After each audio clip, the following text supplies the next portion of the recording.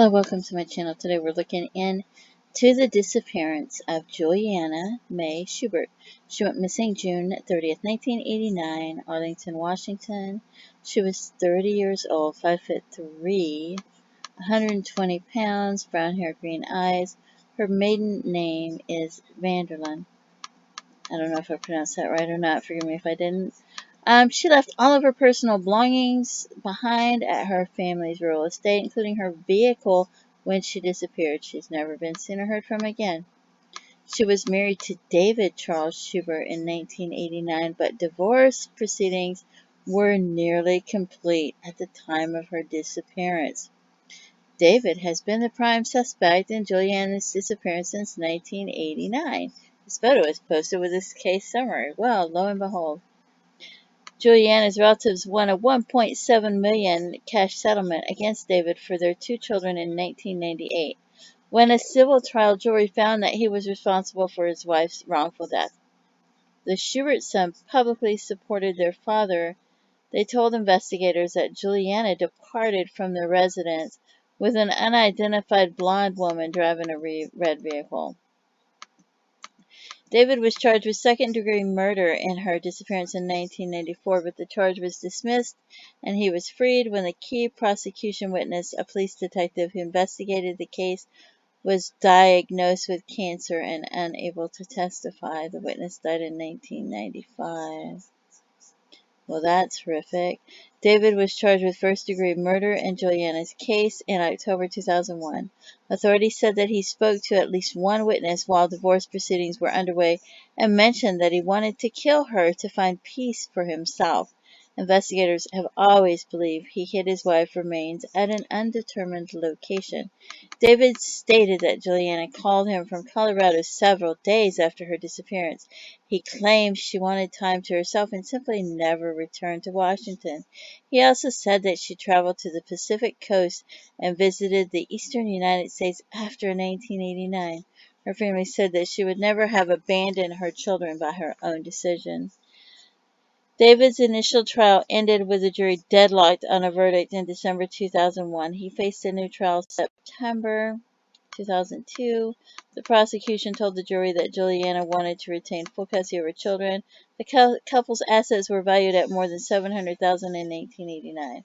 The prosecution contended that a judge may have awarded Juliana custody of the children and the majority of their financial holdings. A local attorney testified that she asked him for information regarding divorce proceedings and said that Juliana was concerned about returning custody of their sons.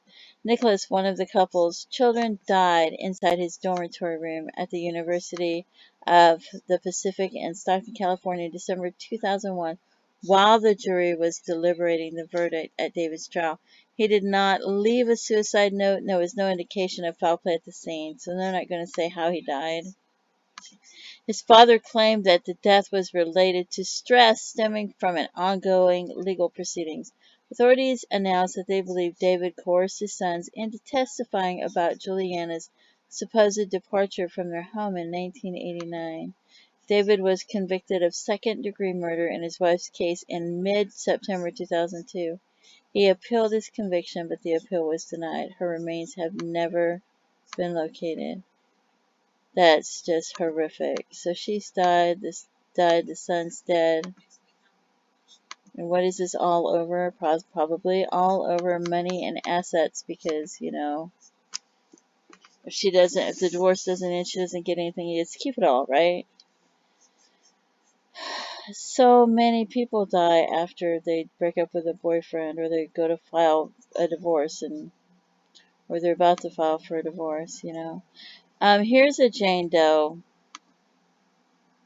It kind of looks similar to this middle photo right here, but it kind of looks similar to other females as well, so I can't really tell for sure if it could be her, but it might be.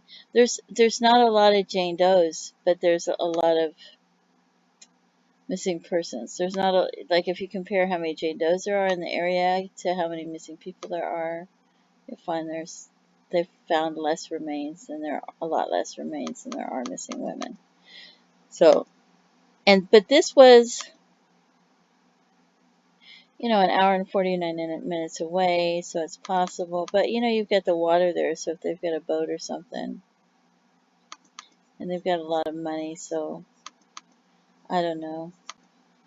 Like I said, they got a lot of money, they might have had a boat. I hope he didn't involve the children in helping him. That would just be horrific. So I don't know if that's her or not. Like I said, it could easily be somebody else because because that's, 1985 to 1995, there's 10 years.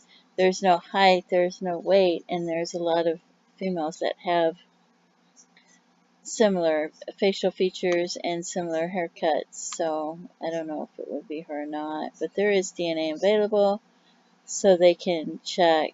And it says missing teeth in the upper right portion of her jaw, but you don't know if that happened, before or after, during she died.